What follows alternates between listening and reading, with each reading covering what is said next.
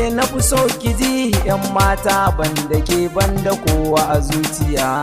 Kai na fi so ka ji dan gayu banda kai banda kowa a zuciya. Da ƙaunar ki nake kwana nake tashi, da ƙaunar ka nake kwana nake tashi.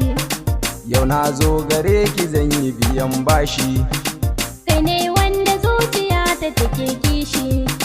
zan yi jira gurin ki na ɗauki albashi, zan biya abin da ya zama alwashi, in ki ɗau abin da kike so ni zan biya shi.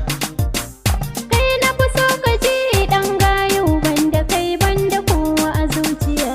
Akan ka ne fa na ɗauki alwashi, don abin da kake so ne zan yi mashi.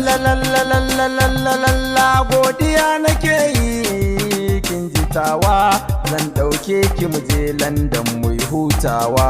Duk irin da ta ganka har ta kalle ka, zan dake ta har ta daina numfashi. In har ga ki gani to fa ban canzawa, shi yasa na sake a cikin rai ba na cirewa, dan Allah rike ni da kyau kar ki canzawa. Akan ka ne fa na ɗauki alwashi, don abin da kake so ne zan yi mashi. Na baka kaina karken amana, ba zan yi wasa ba har wata ƴa ta kwatin ba. Kai ke ce tawa wacce zan nunawa, Ni ma kai ne nawa, nawa wanda zan nunawa. zan rike ki amana kamar Ni kanwata. ma zan rike ka amana, amana kamar yayana. Zan ta yi miki wasa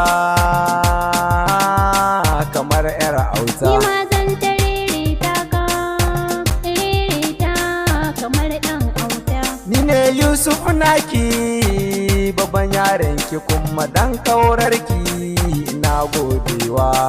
Akan ka ne fa na ɗauki alwashi, don abin da kake so ne zan yi mashi.